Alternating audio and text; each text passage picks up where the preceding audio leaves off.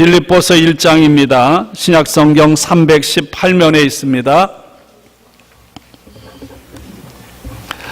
우리 다 함께 3절부터 11절까지 봉독하겠습니다. 내가 너희를 생각할 때마다 나의 하나님께 감사하며 간구할 때마다 너희 무리를 위하여 기쁨으로 항상 간구함은 너희가 첫날부터 이제까지 복음을 위한 일에 참여하고 있기 때문이라. 너희 안에서 착한 일을 시작하시니가 그리스도 예수의 날까지 이루실 줄을 우리는 확신하노라.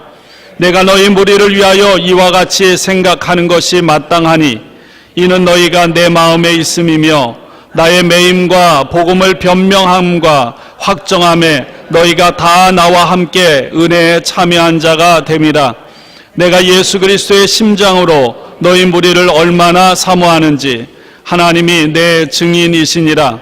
내가 기도하노라. 너희 사랑을 지식과 모든 총명으로 점점 더 풍성하게 하사 너희로 지극히 선한 것을 분별하며 또 진실하여 허물 없이 그리스도의 날까지 이루고 예수 그리스도로 말미암아 의의 열매가 가득하여 하나님의 영광과 찬송이 되기를 원하노라. 아멘.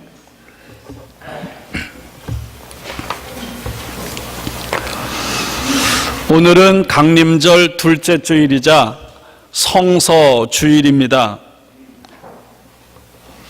성서주일은 교회력으로 강림절 둘째 주일에 지키고 있습니다.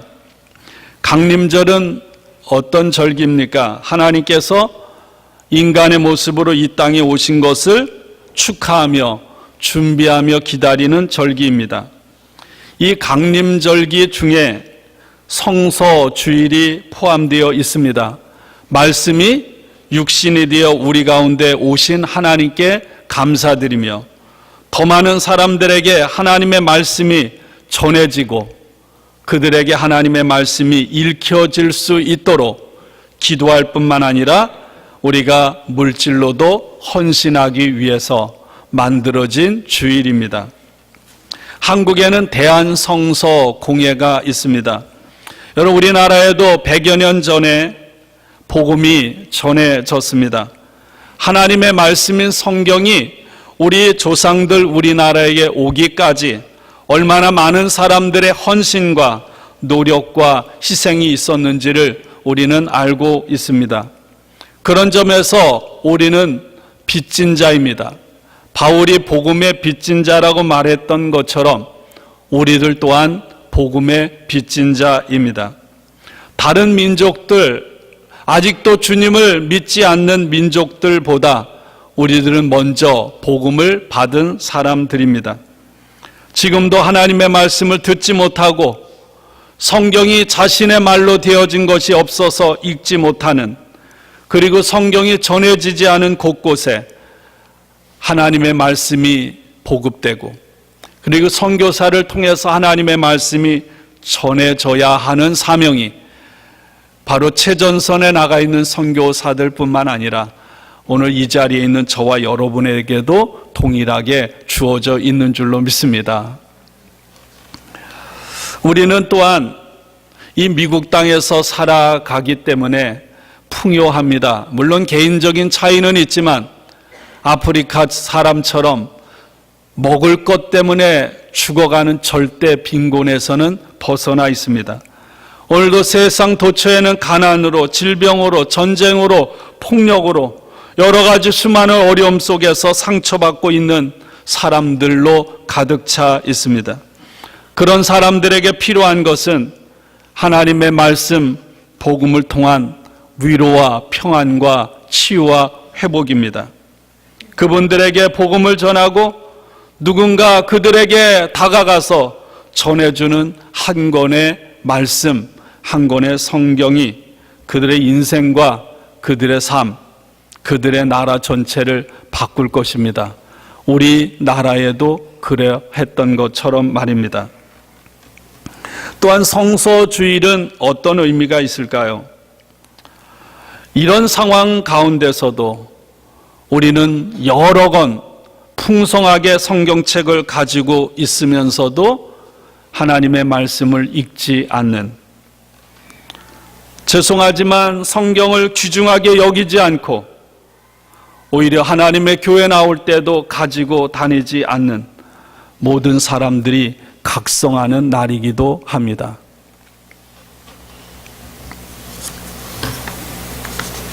저희 교회도 스크린에 성경을 띄우지 않습니다. 물론 성경을 스크린에 띄우면 성경을 찾을 필요도 없고 그냥 필요할 때 볼 수도 있고 편리한 것이 한두 가지가 아닙니다. 그럼에도 불구하고 성경을 직접 내가 찾아서 읽는 것, 그것은 성경을 소중히 여기고 저와 여러분들로 하여금 성경책을 소중하게 여겨서 그 말씀으로 살아가고자 하는 하나의 작은 방편입니다. 여러분, 성경은 기독교의 경전입니다. 경전을 대하는 자세는요, 일반 책을 대하는 자세와 다릅니다. 살아계신 하나님, 말씀으로 이 땅에 오신 예수님을 담고 있는 책입니다. 그러므로 우리는 살아계신 하나님을 대하듯 살아계신 주님을 모시듯 이 하나님의 말씀을 온전히 받아들이고 그런 마음으로 살아가야 할 줄로 믿습니다. 하나님께서는 저와 여러분이 우리 자신을 돌아보고 그렇게 살아가도록 하기 위해서 성서주의를 허락하신 것입니다. 요한계시록 10장 9절 10절의 말씀을 읽어드립니다. 내가 천사에게 나아가 작은 두루마리를 달라 한즉 천사가 이르되 갖다 먹어버리라. 내 배에는 쓰나 내 입에는 꿀같이 달리라 하거늘 내가 천사의 손에서 작은 두루마리를 갖다 먹어버리니 내 입에는 꿀같이 다나 먹은 후에는 내 배에서 쓰게 되었더라.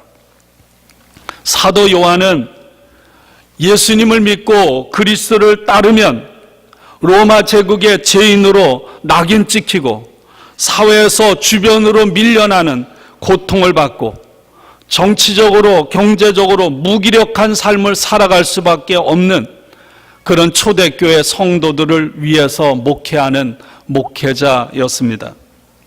사도 요한의 임무는 그런 상황에 처한 그리스도인들이 예수 믿는 그리스도인으로서의 정체성이 흔들리지 않고 그 열악한 가운데서도 성령으로 충만하게 하고 끝까지 고난 가운데서도 그리스도의 제자로 살아가며 어려움 가운데서 소망이 흐려지지 않도록 백성들을, 성도들을 깨우치는 사명을 가지고 있었습니다. 살아계시고 말씀하시고 역사하시는 예수님이 초대교회 고난받는 성도들의 삶의 중심에 살아계시고 그 주님께서 고난 가운데서도 그들의 인생에 앞서가셔서 그들의 삶을 이끌어 가기를 원했던 것입니다. 요한은 예수를 믿는 그리스도인들이 그 고난과 핍박과 어려움 가운데서 살아남기를 원했습니다.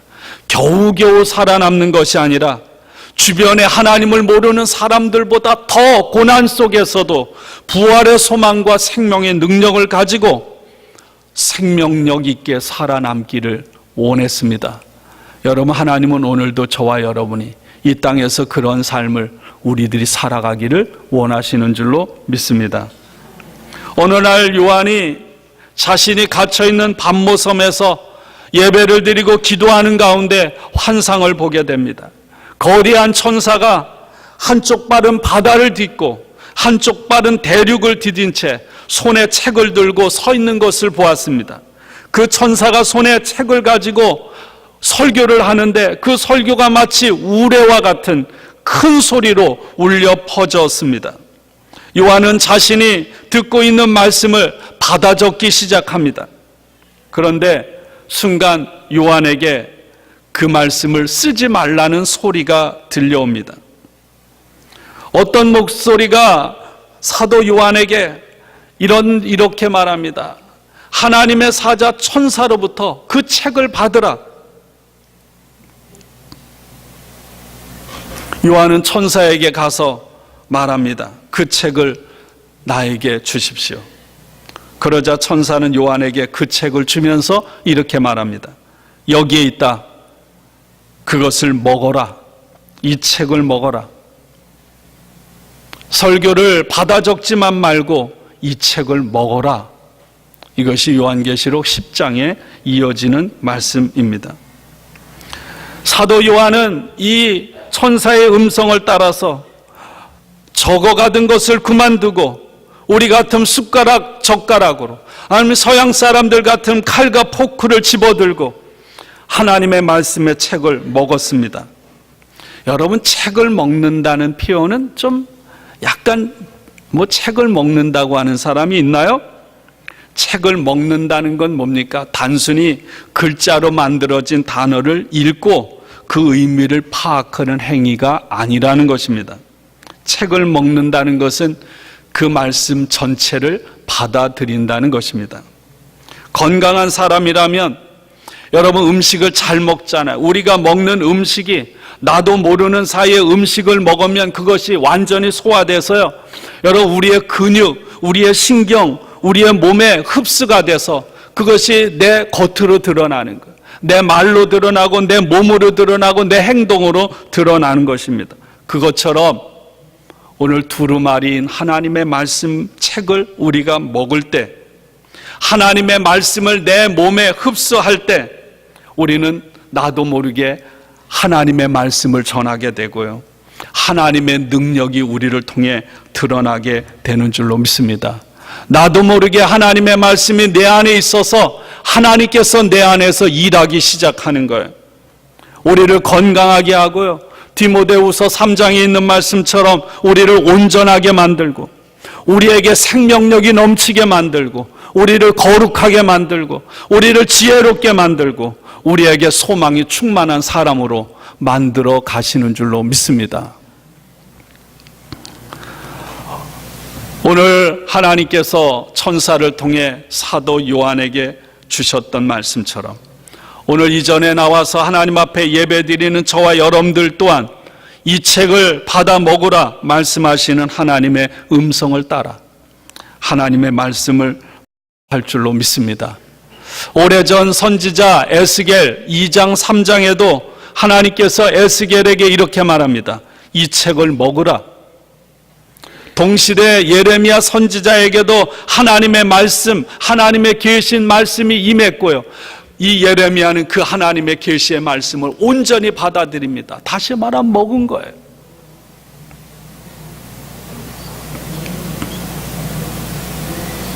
하나님께서 천사를 통해 강력하게 이 책을 먹어라 이렇게 말씀하신 것은 명령일 뿐만 아니라 우리를 하나님의 식탁으로 초대하는 초대장의 말씀입니다.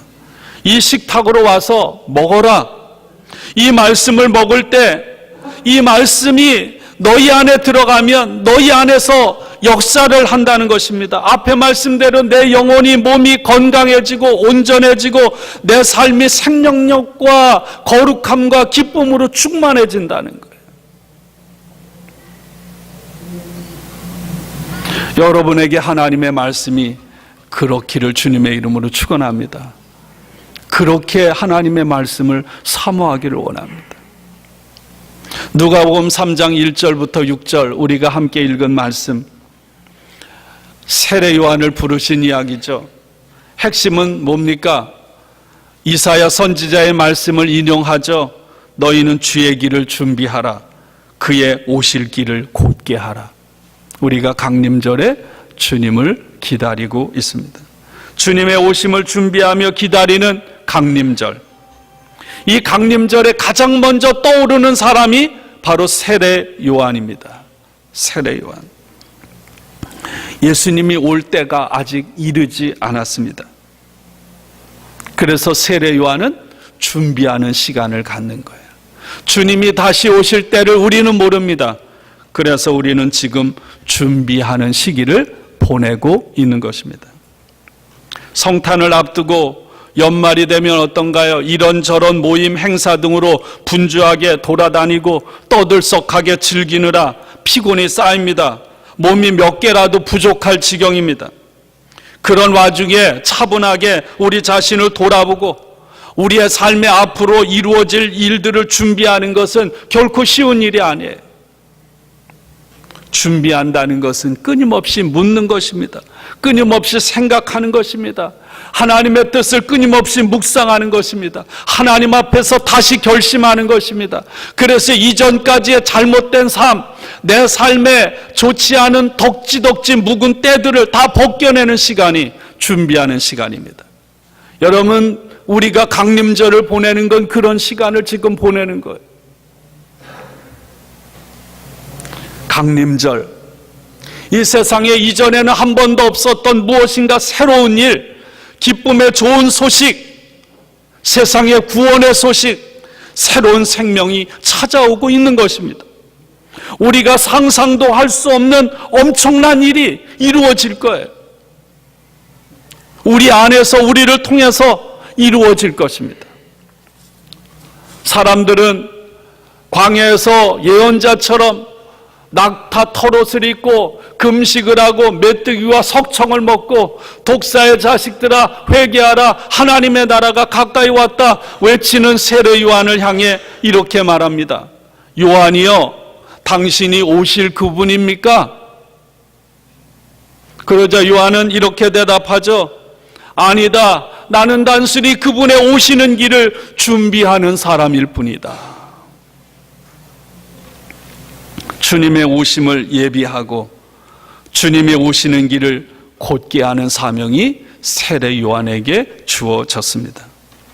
모든 사람들이 새롭게 오시는 분으로 인해서 하나님의 구원을 받고 하나님께서 구원하시는 것을 보게 되도록 세례 요한은 주님의 오시는 길을 준비하는 사람입니다. 모든 골짜기가 메워지고 오늘 말씀에 모든 산과 언덕은 평평하게 되고 굽은 것은 곧게 하고 험한 길은 평탄하게 해야 합니다.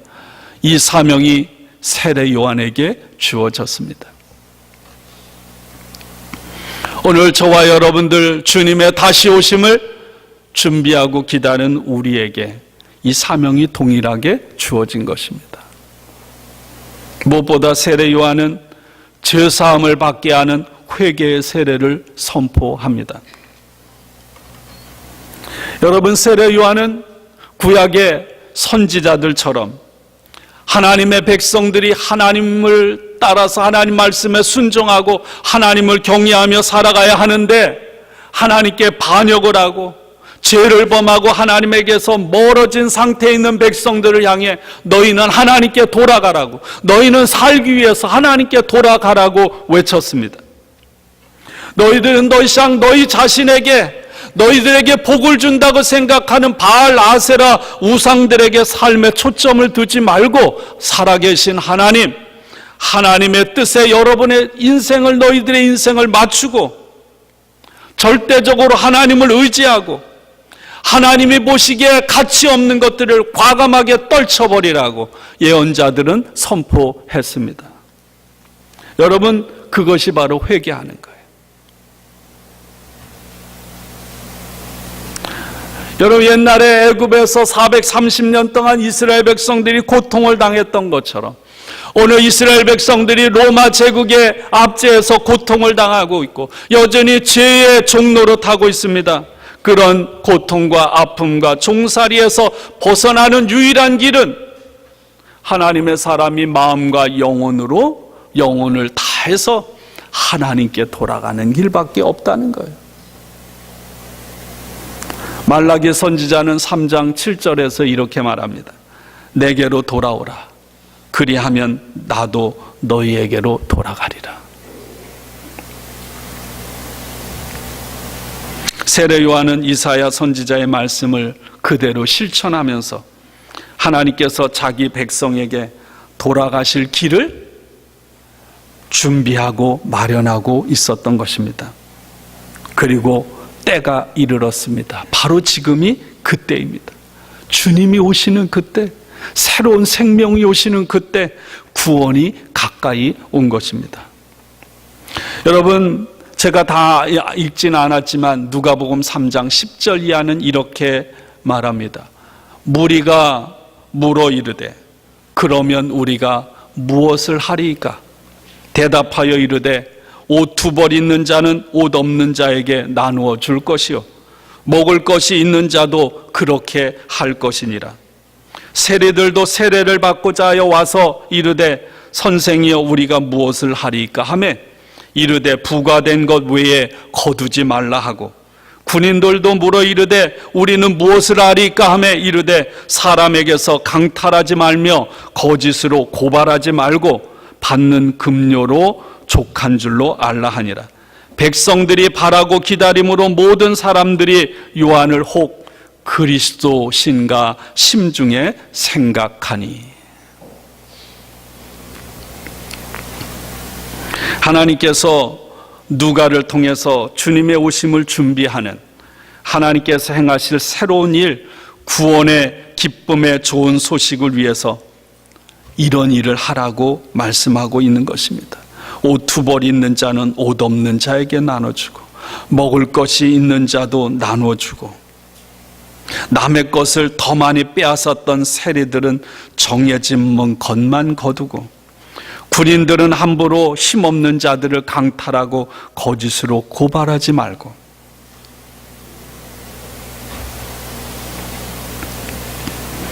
여러분, 이것이 하나님께서 주님의 오심을 준비하며 기다리는 사람들이 가질 마음이라고 하신 것입니다. 주님의 오심을 준비하고 기다리는 우리들은 어떤 모습인가요? 쇼핑하고 연말 파티를 즐기고 크리스마스 카드를 보내고 선물을 주고 받습니다. 그런데 성경은 분명히 말합니다. 그런 것들이 우리의 삶을 온전하고 생명력 있고 풍성하게 만들지 못한다는 것입니다. 우리는 주님의 오심을 준비하면서 오늘 주님께서 우리에게 요구하시는 일을 행해야 하는 것입니다. 사랑을 전하고 의를 행하고. 세례 요한이 이 말씀을 외치자 헤롯 대왕은 어떻게 합니까? 세례 요한을 감옥에 가둡니다. 입담을 나는 것입니다. 입담을 나는 거예요. 누구도 주님의 오심을 원하지 않았습니다. 근데 여러분 생각해 보세요. 세례 요한을 감옥에 가둔다고 하나님의 이 외침이 사라질까요? 사라지지 않습니다. 여러분, 성경은 이렇게 말하잖아요. 아브라함의 자손들이 외치지 않으면 이 돌들이 외치게 할 거고요, 아브라함의 자손들이 하나님의 자녀의 사명을 감당하지 못하면 돌을 들어서 아브라함의 자손을 만드시겠다고 그렇게 말씀하십니다. 오늘 주님의 오심을 기다리는 둘째 주일 아침, 오늘 저와 여러분에게도 이 외침이 들려지기를 주님의 이름으로 축원합니다. 우리 안에 그 하나님의 말씀이 들어와서 먼저 저와 여러분들을 변화시키고, 또한 우리를 통해서, 나같이 부족하고 연약한 우리를 통해서 주님께서 마음껏 일하시고 역사하는 그런 일에 우리 자신을 내어드리는 거룩한 주일이 되기를 축원합니다. 오늘 빌립보서 1장 3절부터 11절까지의 말씀입니다. 사도 바울은 빌립보 교회 교인들을 칭찬하면서 감사의 인사를 하고, 그리고 빌립보 교회 성도들을 위해 감사 기도를 하고 있습니다. 여러분, 빌립보 교회는 어떤 교회입니까? 사도행전 16장에 사도 바울이 복음을 전하는데 성령께서 바울이 아시아에 복음 전하는 일을 가로막습니다. 그리고 환상 중에 마게도냐 사람 한 사람이 와서 손짓하여 우리를 도우라는 음성을 따라서 사도 바울이 나아간 곳이 빌립보입니다. 유럽 지역에 처음으로 세워진 교회입니다. 무엇보다도 빌립보 교회는 사도 바울에게 많은 힘을 주었습니다. 사도 바울이 복음을 전하는 일에 빌립보 교회 성도들은 함께 참여했습니다. 여러분, 지도자 목회자에게 힘을 주는 빌립보 교회 성도들 너무나 든든하고 귀하고 아름답습니다. 그냥 이루어진 게 아니겠죠. 여러분, 빌립보 교인들로부터 사도 바울이 이와 같은 지지를 받을 만큼 바울은 복음을 위해서, 교회를 위해, 성도를 위해 온 힘을 다했습니다. 그리고 빌립보 성도들 또한 바울의 복음 전파 사역을 위해 마음을 다했습니다. 바울이 감옥에 갇혔을 때, 바울이 복음을 전하고 변호하고 증거할 때 빌립보 교회 성도들은 언제나 바울과 함께 했습니다. 그러니 여러분, 바울이 어떻게 빌립보 교회 성도들을 잊을 수 있겠습니까? 어떻게 바울이 그 빌립보 교회 성도들을 마음에 담아두지 않을 수가 있겠어요? 바울은 항상 그 빌립보 교회 성도들을 마음에 담고 그들을 생각하고 그들을 위해 기도하고 그들을 위해 축복했습니다. 예수님의 심장으로. 제가 오늘 칼럼에 함께 웃고 함께 울라 이런 칼럼 제목을 썼는데요. 빌립보 교회 성도들과 사도 바울은 그렇게 하나님 나라를 위해, 복음을 위해 함께 울고 함께 울었습니다. 저는 그런 생각을 합니다. 바울과 비교하면 발치에도 미치지 못하지만 저와 제가 사역하는 과정에서 여러분들의 섬김과 헌신, 눈물과 기도, 생명을 아끼지 않고 함께 하심을 잊을 수가 없습니다. 정말로 눈물이 날 정도로. 제가 무엇인가 잘해서가 아닙니다. 부족한 것이 많음에도 불구하고 사랑해 주시고 존중해 주고 제가 겪는 그런 아픔에 여러분들도 함께 아파하고 참여해 주었기 때문에 오늘 우리들이 이 자리에 있음을 믿습니다. 그러기에 여러분들이 제 마음에 있고 저는 온 마음으로 감사하며 여러분들을 위해 기도하며 축복합니다. 주중에 어떤 후배 목사님으로부터 전화가 왔습니다. 일부 교인들이 함께 모여서 목사님을 오시고 성토대회를 가졌다는 거예요. 이 교회를 떠나든지 자신들이 나가겠다고 말했습니다. 함께 오랜 시간 그 이야기를 들어주면서 얼마나 마음이 아팠는지 모릅니다. 그 후배나 저 자신이나 여러분 무엇이 다른 게 있겠습니까? 제 부족함과 문제점을 들추어내어서 문제를 삼는다면 한두 가지가 아닐 것입니다. 그럼에도 불구하고 여러분의 사랑과 축복을 받고 사역하고 살아가는 이 자체가 하나님의 은혜요, 여러분들의 사랑임을 믿습니다. 바울은 빌립보 교회 성도들을 향한 소망이 있었습니다. 여러분, 금속, 금 이런 것들을 시험하고요, 동전이 가짜인지 진짜인지를 검사하기 위해 정밀하게 꼼꼼하게 살펴보는 것처럼 어떤 것이 진짜 탁월하고 어떤 것이 내 삶에 가치가 있을 만한 것인지를 확실하게 결정하기 위해서는 지식이 필요하고 분별력이 필요합니다. 바울은 빌립보 교회 교인들이 정말 우리 인생에 무엇이 진짜로 중요한지를 바르게 깨닫기를 원했습니다. 그리고 교회 안에 섞여져 있는 정통과 이단, 참된 가르침과 거짓 가르침을 구별할 수 있는 능력을 빌립보 교회 성도들이 갖기를 기도했습니다. 더불어 바울이 드린 두 번째 기도는 이것입니다.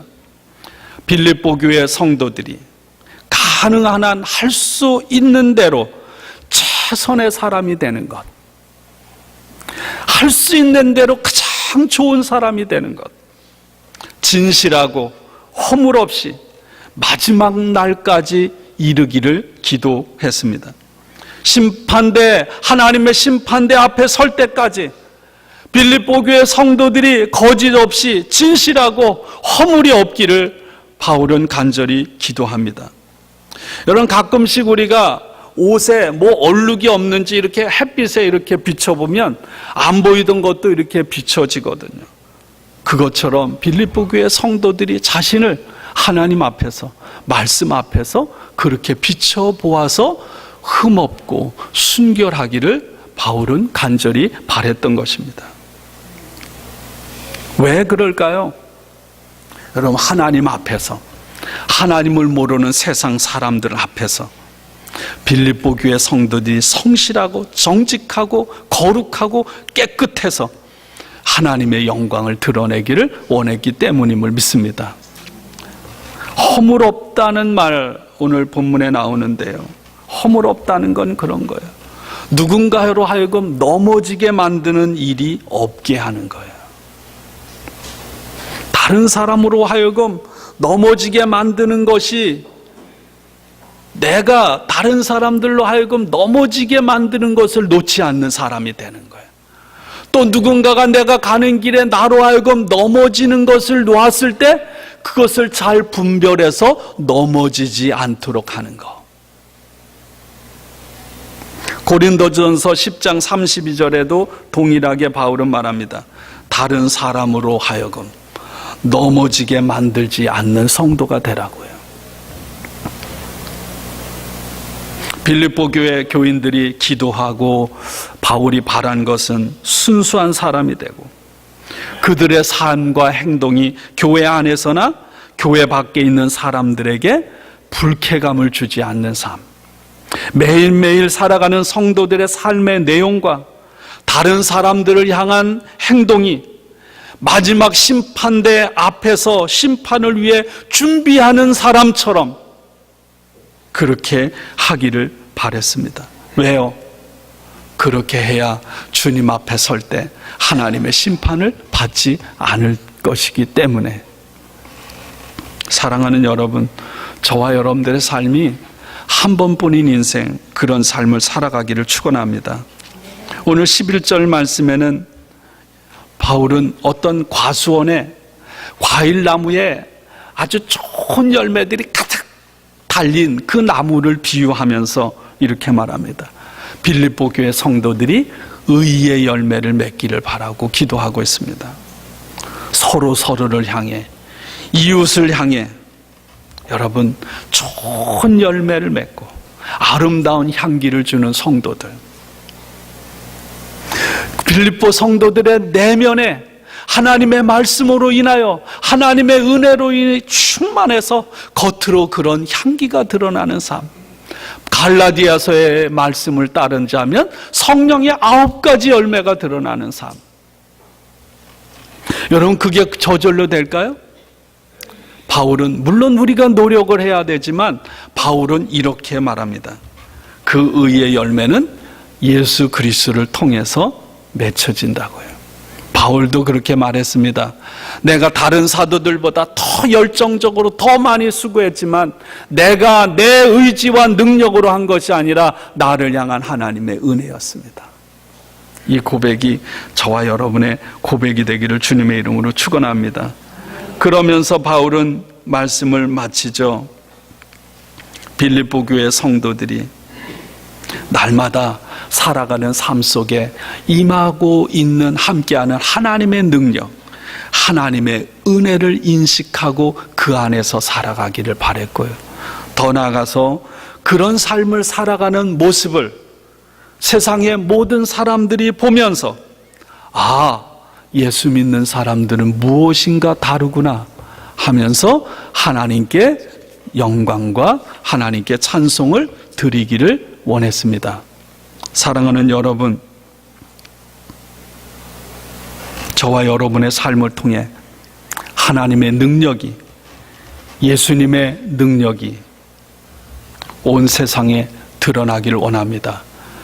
저와 여러분들을 만나는 많은 사람들이 우리 자신의 하나님께 영광, 찬송을 드리는 것은 당연하고, 그것을 넘어서서 우리를 만나는 다른 사람들이 우리의 살아가는 삶의 모습을 통해서 하나님께 영광을 돌리고 하나님께 찬송하는 삶이 이루어지기를 축원합니다.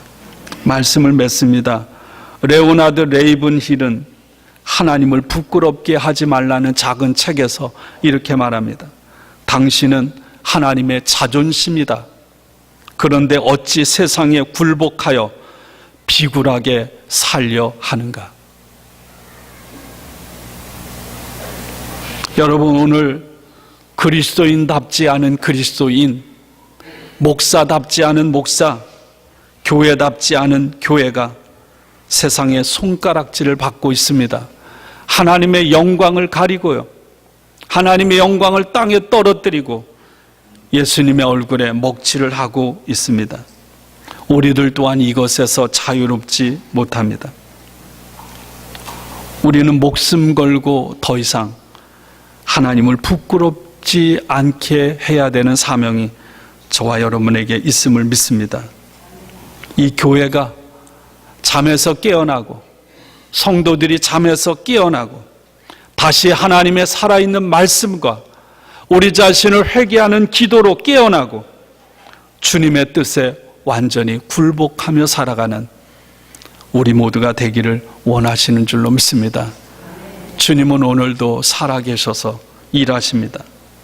하나님을 기다리는, 주님을 기다리는 사람들을 위해서, 하나님을 영화롭게 높이는 사람들을 위해서 오늘도 하나님은, 주님은 일하시는 줄로 믿습니다.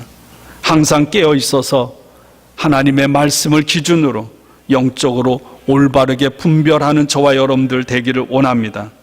주님이 오시는 그날, 그리스도의 날에 주님 앞에 순결하고 흠없이 의의 열매를 맺음으로 세상의 모든 사람들이 다 함께 하나님께 영광과 찬송을 드리는 그날이 오기를 힘쓰는, 그 일을 위해 깨어있어 준비하는 강림절이 되기를, 성도들이 되기를 주님의 이름으로 축복하고 축원합니다.